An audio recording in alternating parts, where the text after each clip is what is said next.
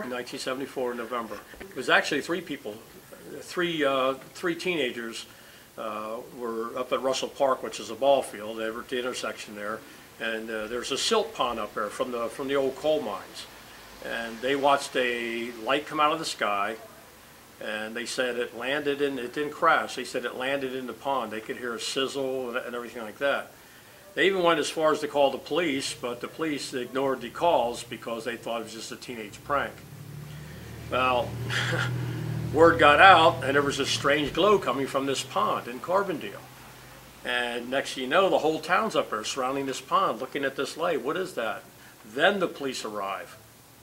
The police didn't know what to do. The one officer took his revolver out, fired 3 shots at it, not knowing if it could be explosive, radioactive, or anything like that.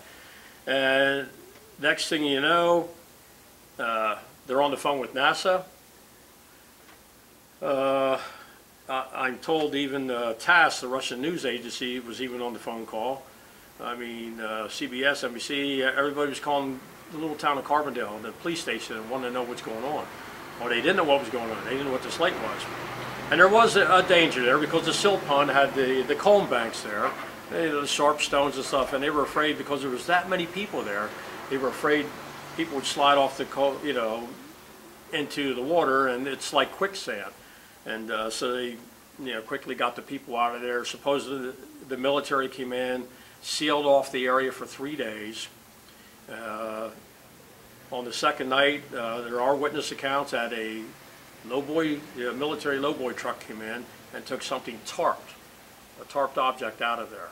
And it was on the third day that they told everybody, hey, you can come back down the pond, there's nothing there.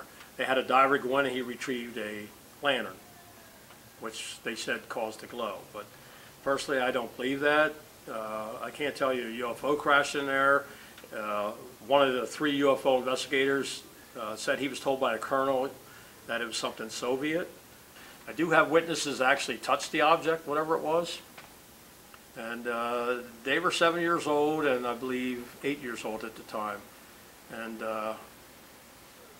the road where the lowboy came down, it was parked right there at the cemetery, the gated cemetery. They were standing there with the grandfather, and she told me my grandmother was mad that my grandfather had us up there because it was past our bedtime. But she said it was dark, but it was covered with a tarp. She couldn't really see the outline or shape of it, but she touched it. And she got yelled at by a sergeant. And I thought, well, 7-year-old, would she really know what a sergeant was? And she said, I didn't at that time. And she said, I remember. And I said, you remembered what? She said, I remember the stripes. She said he yelled so loud that it scared me, and that was the last thing I remember. I just seen that because it always scared her. And then she later learned they were sergeant stripes. And there were other witnesses that say they saw the truck turn this corner here and such. I'm trying to follow where the truck could have gone. The closest military base here is Tobiana, which is only a few miles from there. And I did receive a letter from a lady who said her father was a colonel at the base in Tobiana, and she remembers having supper when the Pentagon called. And it was a general from the Pentagon and told her father to dispatch 2 lowboy trucks to Carbondale and do it right away. And she said the trucks came back weeks later and they had many miles on it and they were dirty. She said my father was upset about that.